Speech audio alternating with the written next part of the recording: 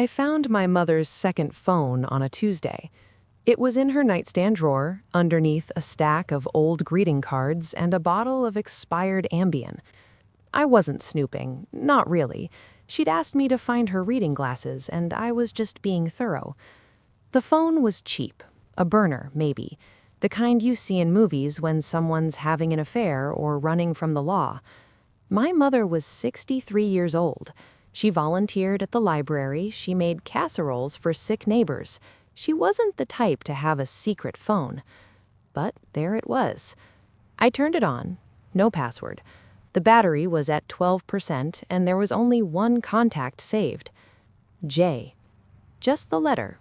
Nothing else. I scrolled through the messages. They went back 2 years. Short, careful, coded in a way that made my skin prickle. Same time Thursday.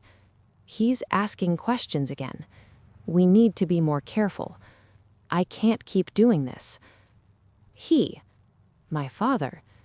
I sat on the edge of her bed, staring at the screen, trying to make sense of it. My parents had been married for 40 years. They lived in the same house they bought in 1986, in a neighborhood where everyone knew everyone, where people still waved from their porches and borrowed sugar and complained about the HOA. My father was a good man, quiet, a little distant maybe, but good. He'd worked at the same accounting firm for 35 years, he coached my brother's Little League team, he built me a treehouse when I was 9. I kept scrolling. I'm tired of lying to her. Her. Me. My hands went cold. I heard the garage door open downstairs. My mother was home from her book club. I slipped the phone back into the drawer, exactly where I'd found it, and left the room before she made it upstairs. That night, I couldn't sleep. I kept thinking about the messages, about Jay, about my father asking questions. I started watching my mother differently. She seemed normal. She made dinner, she asked about my day, she laughed at something on TV. But I noticed things I hadn't before. The way she checked her phone constantly, the way she'd leave the room to take certain calls, the way she'd tense up whenever my father came home early. I didn't say anything, not yet. Thursday came, I called in sick to work and parked 3 streets over from my parents' house. I waited. At 10:30, my mother's car pulled out of the driveway. I followed her. She didn't go far, just to the Starbucks on Laurel Avenue, the one near the shopping center. She parked and went inside. I watched through the window as she sat down across from a man I'd never seen before. He was older, maybe 70. Gray hair, wire-rimmed glasses, a cardigan that looked expensive. They didn't touch, they barely smiled, but the way they looked at each other wasn't the look of strangers. It was familiar, intimate. I took a photo. They talked for 40 minutes. When they stood to leave, he reached across the table and squeezed her hand.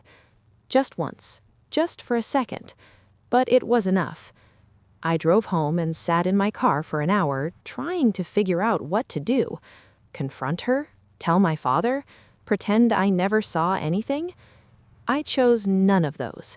Instead, I did something worse. I went to see my father at his office. I told him I needed to talk. We went to lunch at the diner near his work, the one with the red vinyl booths and the waitress who always called him Hun. I asked him if everything was okay at home. He looked confused. Of course. Why? I don't know. Mom seems different lately. He stirred his coffee, frowning. Different how? I can't explain it, just off. He didn't say anything for a long time. Then he looked at me, and I saw something in his face I'd never seen before. Fear. Your mother's been under a lot of stress, he said quietly. She's been helping an old friend, someone from before we moved here. What kind of help? He hesitated. It's complicated. Dad. He set down his coffee. His hands were shaking. There are things about your mother's past that she doesn't talk about, things that happened before I met her. I've always respected that, but lately it's been coming back, and I don't know how to help her. I felt my chest tighten. What things? I can't tell you that. It's not my story to tell. I wanted to scream. I wanted to grab him by the shoulders and make him explain. But I didn't. I just nodded, and we finished our lunch in silence. That night, I went back to my parents' house. I waited until my father went to bed, then I found my mother in the kitchen washing dishes. I know about Jay. She froze. The dish slipped from her hands and clattered into the sink. She didn't turn around. She just stood there, gripping the edge of the counter. How long have you known? She asked. Does it matter? She finally turned to face me. Her eyes were red. It's not what you think, she said. Then tell me what it is. She shook her head. I can't. Why not? Because you'll hate me. I felt tears sting my eyes. Mom, I could never. Yes, you could. Her voice cracked. You will. She walked past me, went upstairs, and closed her bedroom door. I haven't asked again. It's been 3 months since that night. I still see my parents every Sunday for dinner. We still talk about the weather and the neighbors and my brother's new job in Denver. But everything is different now. My mother still has the second phone. My father still pretends not to notice. And I still don't know who Jay is or what my mother did before she became the woman I thought I knew. Sometimes I think about going back to that Starbucks, following them, demanding answers. But I don't, because part of me is afraid of what I'll find, and part of me already knows.